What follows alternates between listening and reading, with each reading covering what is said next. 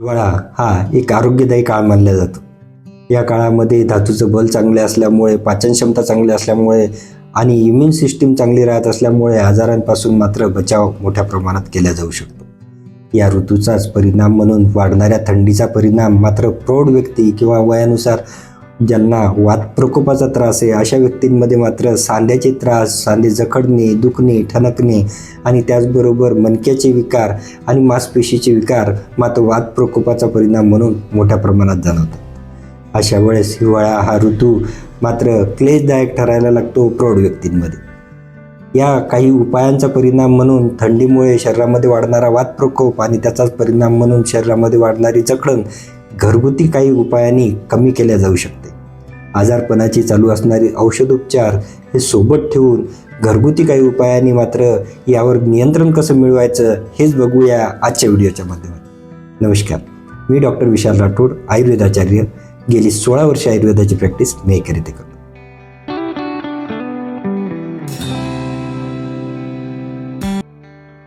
हिवाळ्या ऋतूमध्ये वाढणाऱ्या थंडीचा परिणाम म्हणून वातामध्ये असणारा वृक्ष गुण आणि थंड गुण हा रक्ताभिसरणाच्या गतीवर सुद्धा परिणाम करतो.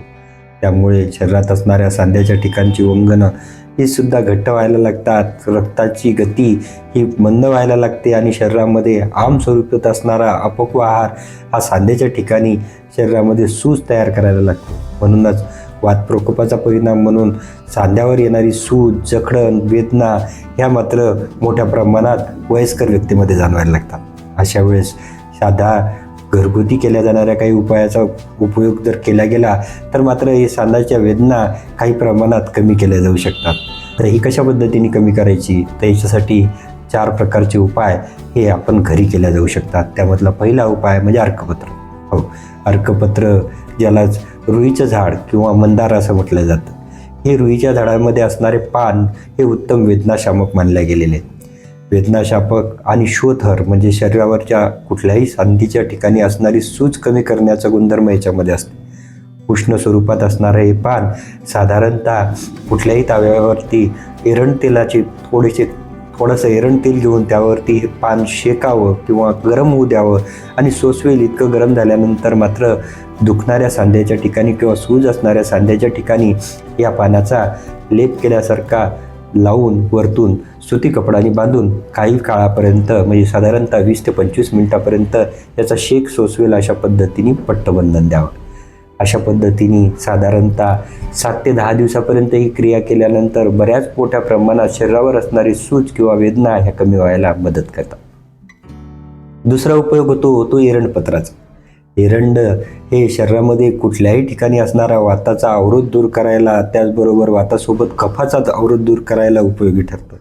त्यामुळे शरीरामध्ये कुठल्याही पद्धतीची वेदना किंवा सूज जाणवत असेल आणि ती विशेष करून सांध्यामध्ये किंवा छोट्या जॉईंटमध्ये न राहता मोठ्या जॉईंटमध्ये म्हणजे कमरेपासून खालच्या मोठ्या जॉईंटवर असणाऱ्या सूजेवरती किंवा वेदनेच्या ठिकाणी एरंडपत्र हे वेदनाशामक म्हणून चांगल्या पद्धतीने काम करतं. मग अशा वेळेस काय केलं पाहिजे, तर साधारणतः एरंडपत्र हे ज्या पद्धतीने अर्कपत्र वापरलं जातं त्याच पद्धतीने एरंडपत्रसुद्धा वापरलं जातं. परंतु अर्कपत्र आणि एरंडपत्र याच्यामध्ये बेसिक फरक एवढाच होतो की ज्या ठिकाणी सूज आणि वेदना ह्या तीव्र स्वरूपाच्या असतात अशा वेळेस अर्कपत्राचा उपयोग होतो. परंतु वेदना ज्या वेळेस जास्त असतात आणि सूज कमी असते अशा वेळेस मात्र एरंडपत्र हे अतिशय चांगल्या पद्धतीने उपयोगी ठरते. शरीरात सांधे सुजल्यामुळे किंवा जखडल्यामुळे होणाऱ्या वेदनेच्या ठिकाणी अर्कपत्र लावावं आणि ज्याही ठिकाणी जॉईंटला कटकट असा आवाज येतो आणि घर्षण झाल्यामुळे सांध्याच्या ठिकाणी कुठल्याही पद्धतीच्या गादी झिजल्यामुळे किंवा वंगण कमी झाल्यामुळे वेदना होत असतील तर अशा वेळेस तिथे एरंडपत्र त्याचीसुद्धा अशाच पद्धतीने तव्यावरती गरम करून शेक दिला किंवा लेप केला आणि तो काही काळपर्यंत ठेवून त्या ठिकाणी वेदना कमी व्हायला लागल्या की साधारणतः ही क्रिया सकाळच्या वेळेला 7 ते 10 दिवसापर्यंत करावी. याने सुद्धा वेदना कमी व्हायला अतिशय चांगल्या पद्धतीचा फायदा होतो. पुढचा उपयोग होतो तो बऱ्याच वेळा आपण वृक्षश्वेत या स्वरूपात करायचा झाला तर तो केला पाहिजे विशेष करून ओव्याची पोटली. हो, ओवा म्हणजे अजमोदा हे सुद्धा एक उत्तम वेदनाशामक आणि वातनाशक गुणधर्मांनी परिपूर्ण मानले गेलेले. अर्कपत्र आणि एरणपत्राच्या या उपयोगाव्यतिरिक्त अजून एका चांगल्या पत्राचा उपयोग होतो, तो म्हणजे साधारणतः रस्त्याच्या दुतर्फा आढळणारी निरगुंडी किंवा शेफाली ज्याला म्हटलं आहे, याला पांढऱ्या फुलाची येणारी म्हणूनच याला श्वेतकुसुम असं सुद्धा म्हटलं जातं. अशा प्रकारची ही वनस्पती अतिशय प्रभावीपणे काम करत असते शरीरामध्ये वाढणाऱ्या वातप्रकोपाला नियंत्रित करण्यासाठी.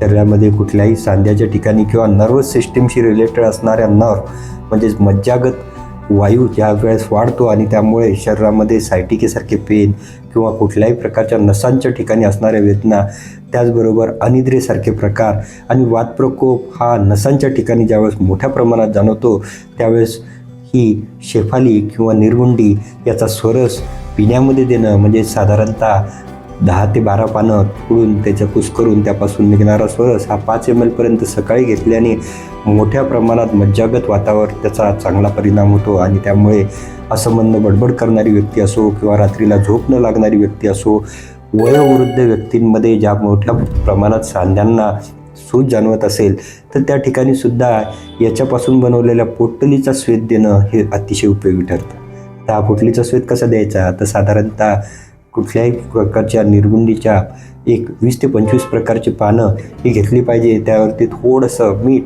आणि एरण तेलामध्ये ही परतायची असतात. स्वरस सुटायला लागला की त्याची पोटली बनवावी आणि त्या पोटलीचा लेप त्या ठिकाणी दुखणाऱ्या सांध्याच्या ठिकाणी चांगल्या पद्धतीने शेक द्यावा. या पद्धतीने शरीरामध्ये असणारा स्नायूंच्या ठिकाणचा कुठल्याही प्रकारची सूज आणि वेदना हे कमी करायला हे उपयोगी ठरतं. त्यामुळे अतिशय प्रभावीपणे काम करणाऱ्या या 3 वनस्पतीचा उपयोग हा वातप्रकोपाच्या कुठल्याही सांध्याच्या ठिकाणी हिवाळ्यात होणाऱ्या वयोवृद्ध व्यक्तीमधल्या वेदनांना, स्थानिक वेदनांना कमी करायला उपयोगी ठरतो.